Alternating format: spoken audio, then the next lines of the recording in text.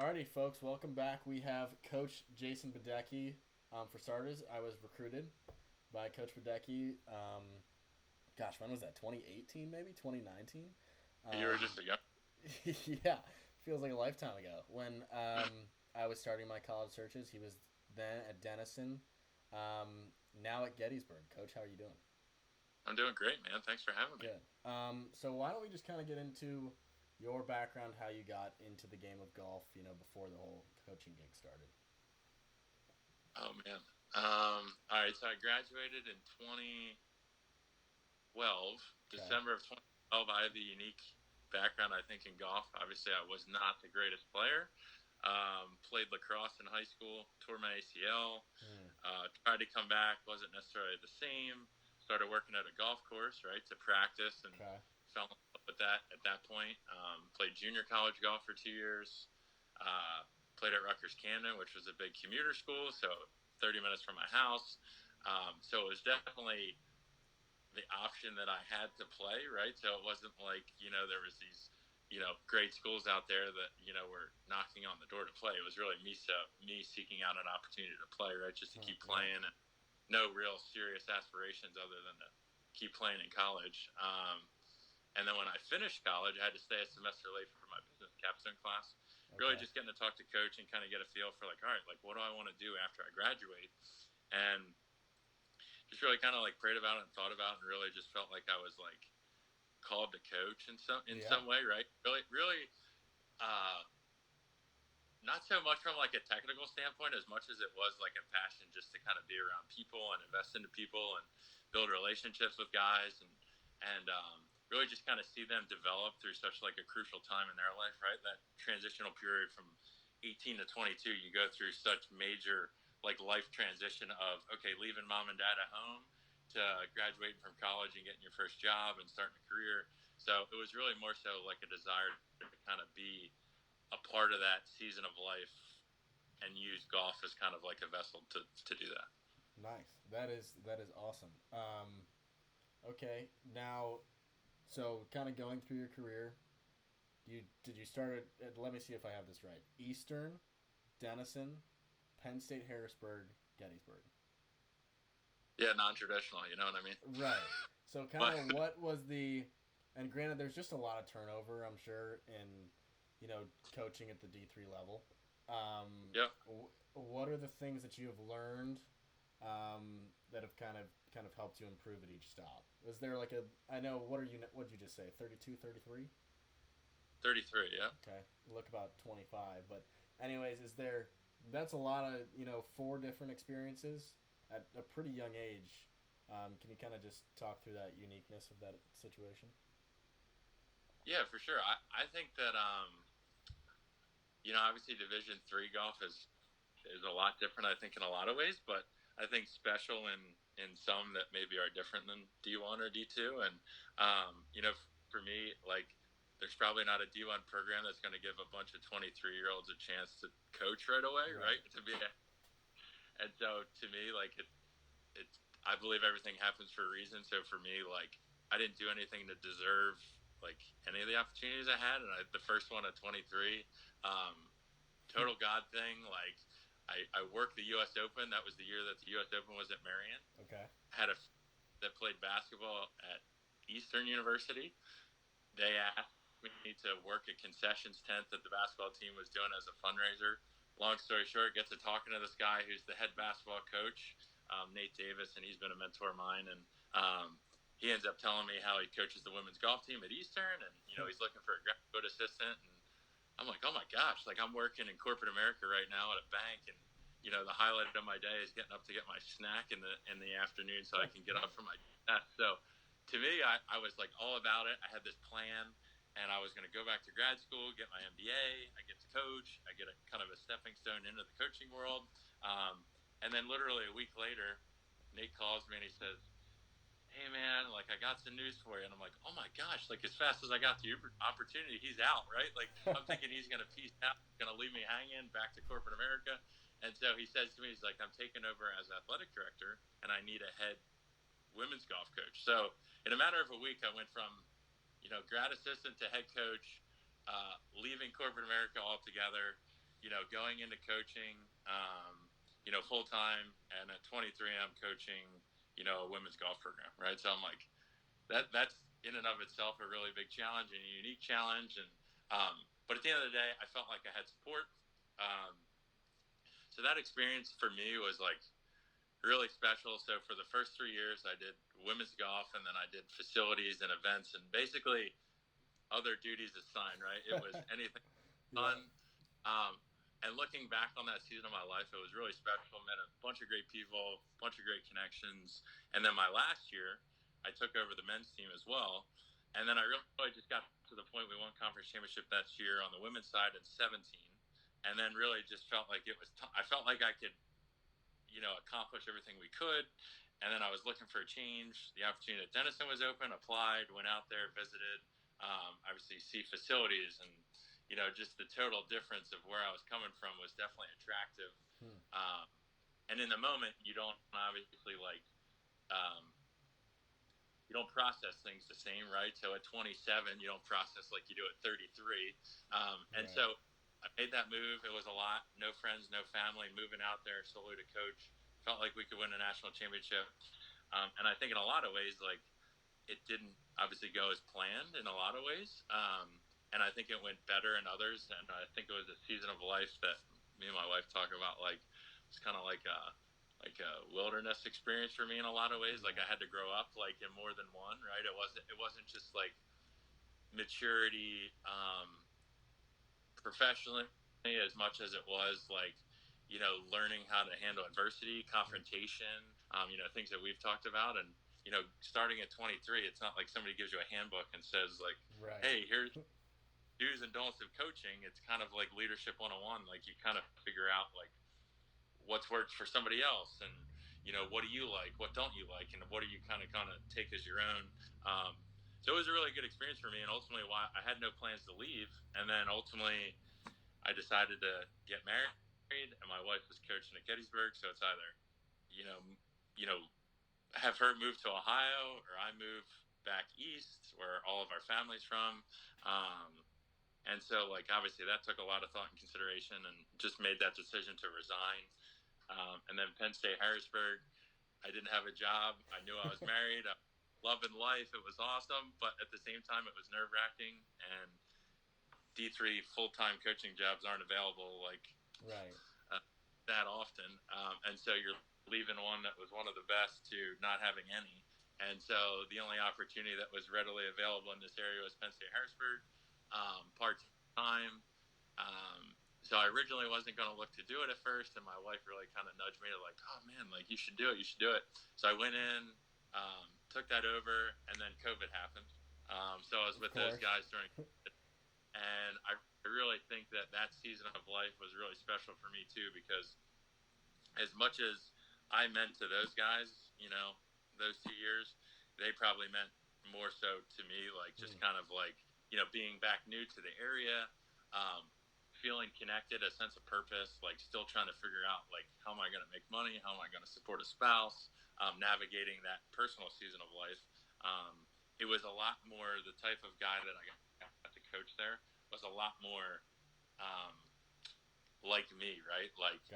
They're at school, they're working jobs, like they're trying to pay their way through school. So like, coach, hey, like, I got to be at work at 7 tonight. Like, can I leave practice a little bit early? So just kind of learning to like really prioritize as a coach of like, you can't always do things the same way no matter what school you're at, right? Like being able to adapt and kind of like not cave or give in, but really just kind of like meet your people where they are. Really kind of get to know like, what do they really want to accomplish? Because if I just come in with these audacious goals of, we want to be top 25, we want to win a conference championship, like, it doesn't mean anything to them when they're trying to like just have a coach that cares about them and is invested into them and wants to know what's going on, wants to help them in certain ways off the golf course. So for me, I think the biggest thing I learned there was just kind of like meeting your people where you are, providing structure, just loving on them, encouraging them, and they kind of needed that in that season of life.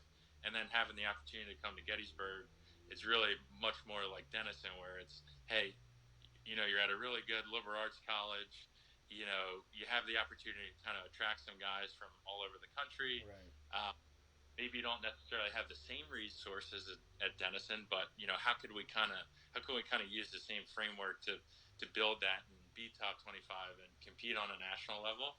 And so all while being with my family, right? And my wife, and just being around family, being able to have the opportunity to like raise a family together, which is all things that I didn't have at Denison.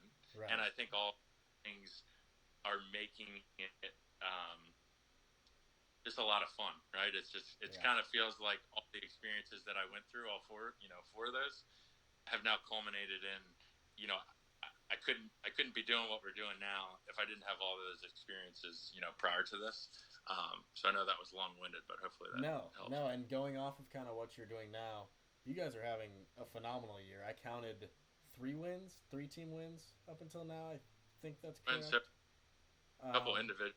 Yeah. Okay, well, just kind of brag about your team. You guys are ranked top 25 now, which is a huge deal.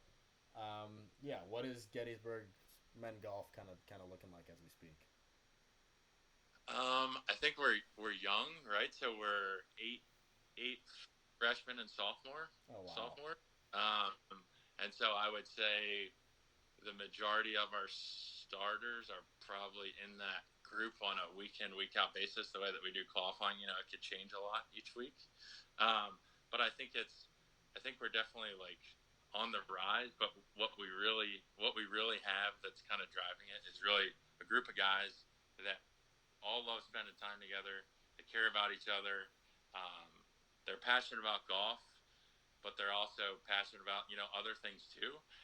And then just trying to give them a framework of like, all right, like there is time for you to go out with your friends. There's time for you to obviously practice. There's time for you to spend extra time academically because you want to be a math econ major, right? Like there's going to be all those things, but really trying to give them a framework of like being able to prioritize, like kind of like what you said earlier, like, hey, if we have a tournament like we do this weekend, like, are you going to go out and have a great time with your friends tonight? Sure, maybe you do that, but are you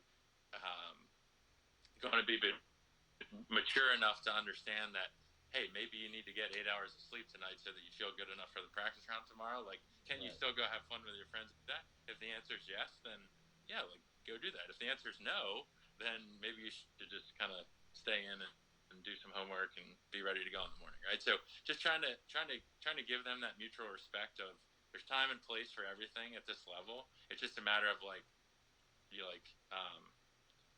harnessing that focus when we need it to be there, and you're going to have plenty of time outside the season to kind of do what you want to do, get involved in clubs, organizations. So there's kind of a balance here, which I think is really special.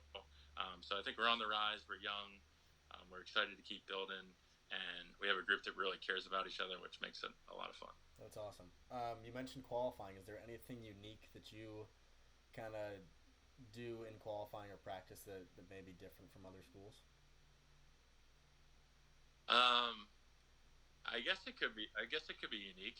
Qualifying is definitely super competitive for us, and so Division III versus Division I. Obviously, I think there's a difference there in terms of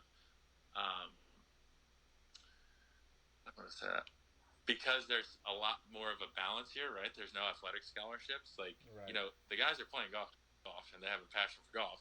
So you kind of want to get the best guys any given week, and so we'll kind of how we do qualifying. It was already in place when I took over, and so when you take over a new program, you're not trying to like change everything. You try and figure out like, all right, what works, what doesn't, what can we tweak? And I felt like this really works, and so we start each semester with 72 holes of qualifying. Low 5 go to the first tournament.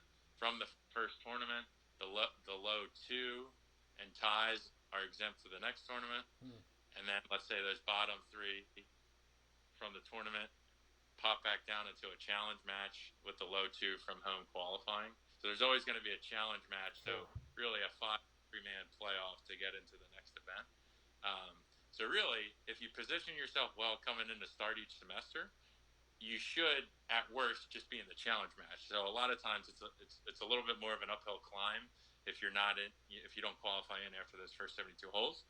But it really does give everybody an opportunity any given week feel like they in the lineup, which I feel like really helps guys kind of not take for granted the opportunity that they have to play, right? So like nobody's guaranteeing you a starting five spot. We play a sport that has a score. It's not basketball where you're arbitrarily picking starters. So let's use that. And so have it be hyper competitive, but at the end of the day, like obviously being there as a coach to kind of support them, like when it doesn't go their way, right, or if they don't perform. So trying to take a lot of the politics and stuff out of it, and really just kind of up to really just be a support system for all of them. And depending on where they fall in that qualifying process, it kind of gives them a structure to see like, all right, where are you at, right? So if somebody comes in and says, man, like I just can't make it through qualifying. It's like, all right, well, let's set like incremental goals. So maybe your first goal should be just make the challenge match, right? So then once you make the challenge match, maybe you haven't qualified in yet. Like let's process that a little bit, right? Like, are you extra nervous in that challenge match? Do you feel like you're not executing your game plan? Maybe you don't have a game plan. So it kind of gives somewhat of a guideline on like kind of coaching the guys through that to try and give them little confidence boost throughout the way, so that they don't just feel like, oh, you know what, I put up 4 bad rounds, my average is 80, I have no chance to make the lineup the rest of the year. So we really feel like it kind of gives everybody an opportunity each week. So that might be the part. No, that's awesome. You mentioned programs on the rise. What would you say would be advice for potential recruits coming out of high school? Oh, that's good. I know it can be a lot of things, but okay. I guess just for me then, I guess there's probably a couple things. Something that I've seen recently, I think that would be really important is, and I know other coaches would agree with this, is just taking ownership of your recruiting process, right? Like, like you did, right? Like you reach out to coaches, you send your own emails. Sure, you may have mom and dad or somebody proof an email. Like I get that, but at the end of the day, like the email's coming from you and not mom and dad, and or maybe some, now there's like recruiting coaches and all these people out there, and I think at the end of the day, just like I want to know the person, and to me, like that's what was so attractive to you through the recruiting process was, I mean, you're just a really good person, right? So like we can start with that, and you could always help get somebody better at golf, right? But if you don't have a good core, it's a little bit harder to teach that than it is golf. So I think really just kind of showing that from the initial contact with a coach of, wow, like, Johnny's in charge of his search. He's organized. He's disciplined in his communication. He has a game plan of where he wants to go, what he wants to do. He has a vision for, what type of school he wants, what kind of questions he's curious about to ask a coach. So that would probably be the most important thing, in my opinion. And then probably the other thing would just be just kind of be yourself and don't be afraid to be yourself. I feel like the recruiting process is kind of, I don't know if it's COVID or whatnot, but I just feel like people are maybe more recruiting process. So I feel like it's become a little bit easier to kind of like maybe have recruits kind of not fake it, but like kind of give answers or rehearsed answers to questions and stuff. And maybe that's just me kind of looking at it differently, but really just trying to get guys to just be themselves, like I don't expect you to, speak perfectly or clearly all the time or, have a total understanding of all that you want, but just kind of just be honest with me. Like, hey, maybe I'm unsure of like, I love the thought of playing in college, but I'm also nervous about like, how it's going to work with school, and just kind of that honesty and transparency, because I think that builds trust.